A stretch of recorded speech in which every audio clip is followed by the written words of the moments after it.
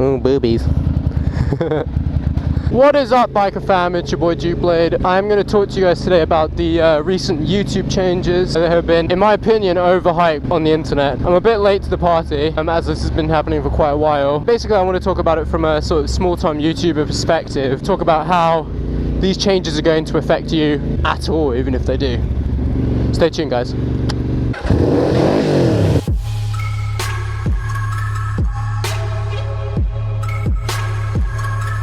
Sorry.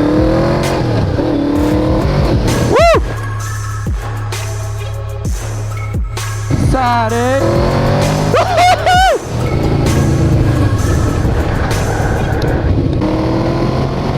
Sorry. What's up? I can direct her in the way she drives. Go right. Oh, it works. Fantastic.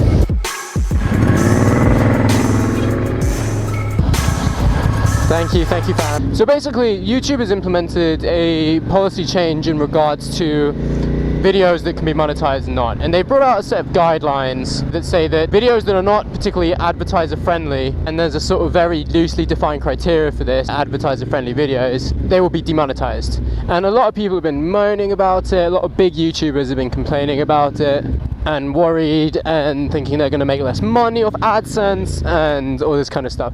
And basically, I think, you know, at the end of the day, for the vast majority of people, I'm going to get off, babes.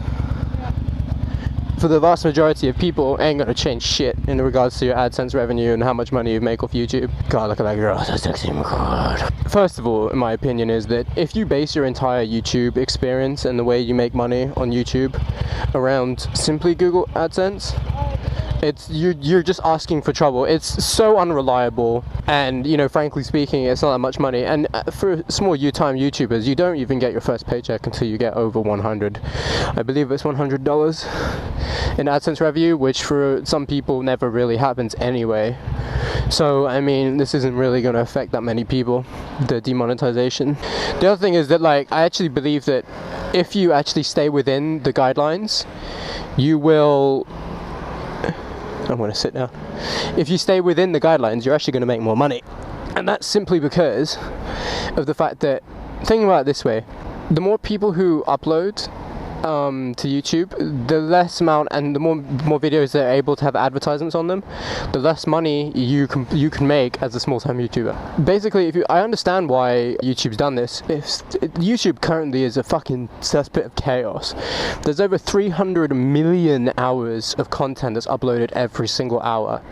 And, you know, technically speaking, without such guidelines on what videos can be advertised, basically you're saying YouTube is basically forking out shit ton of money for videos which advertisers and YouTube and Google wouldn't want ads to run on these videos. And these videos include, you know, I don't know, images of war, violence, swearing, sexual abuse, all that kind of stuff. So I understand, like, why they've done this.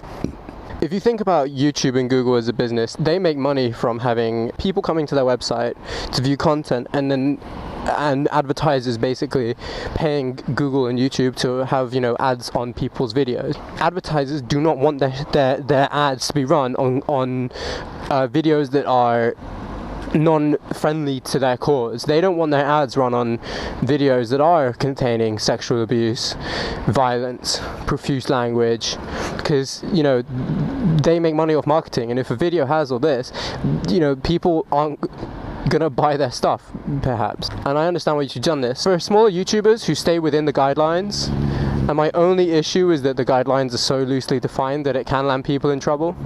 But if you're a small YouTuber or a medium-sized YouTuber and you stay within the guidelines, you could actually make more money from Google AdSense. Think about this from a statistical perspective. The more videos that are demonetized for abusing these rules, or for going outside of the YouTube guidelines, the more your YouTube video will be promoted, because Google will be able to run ads on it. And YouTube, for example, the recent 10-minute video timer, if you guys didn't know this, Google implemented a watch time factor, which is that videos that last 10 minutes can have a third ad put in. So they kind of boost those videos up a little bit because they make more money out of it. Google and YouTube is a business. I'm a bit heavy for her. From a rational perspective, I understand why they would implement these things. But as I was saying, you as a small YouTuber, you're going to make more money because your video is going to be able to have ads on it. YouTube and Google are going to promote that. So technically speaking, it may benefit you if you stay within the rules.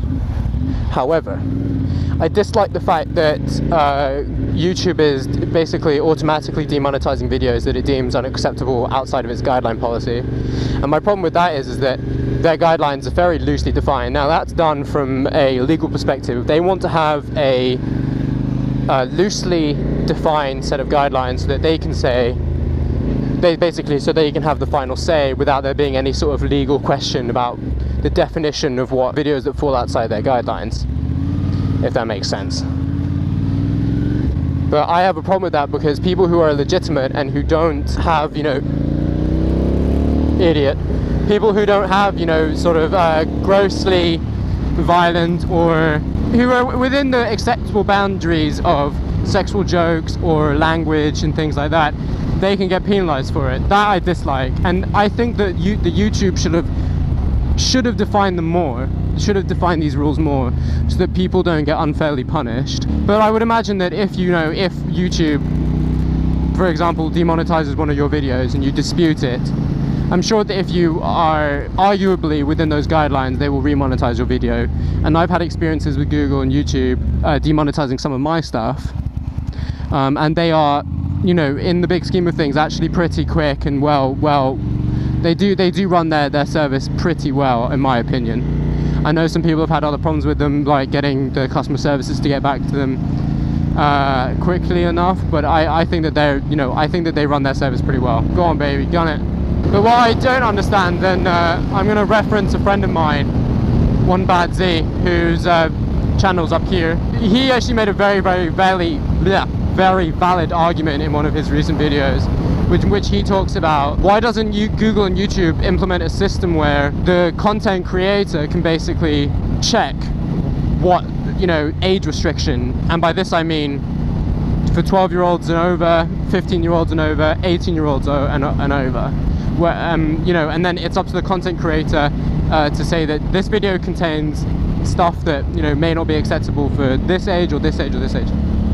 And then YouTube, if they have a problem, they can review it. But he makes a valid point, and I won't go into too much detail because I'll let you watch his video. Basically, he says that movie advertisers, for example, they have videos and movies and stuff that basically contains violence, swearing, profuse language, sexual abuse, rape, all this stuff. And, you know, and they're allowed to run ads. Like, it wouldn't make, I believe his point was that, like, why are we as YouTube content creators being unfairly penalized when we could say this video contains graphic scenes that should be suitable for the age 12 and over or something, and then you can run ads on that video that small children wouldn't be able to watch. Oh, a bug just literally fucking suicided on my face and just shit itself all over my fucking visor. Great. But my point is, at the end of the day, is that if you stay within the fucking twat, why don't people say hello? Asshole.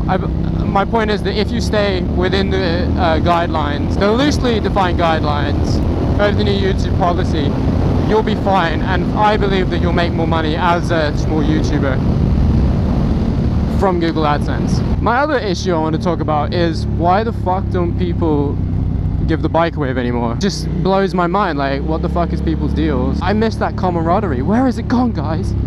Where has it gone? I don't know. Gabby taking corners. I feel so fucking sketch on the back of this bike right now when she does this shit. Alright, let's see if this dude does it. Twat! Every time! Fucking asshole!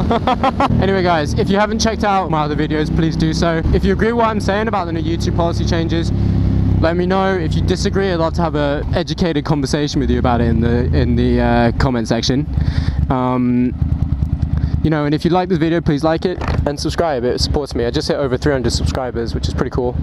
For me, it's actually quite a big milestone. Literally, it was the hardest thing getting over 100 subs, but now I'm over 300, so it's pretty goddamn impressive. Oh, boobies. Just started. Fucking ponytail keeps hitting me in the goddamn head. Do I can direct her in the way she drives? Go right. Oh, it works. Fantastic. Go left. Go right now, indicating. Beep, beep, beep, beep, beep. Beep.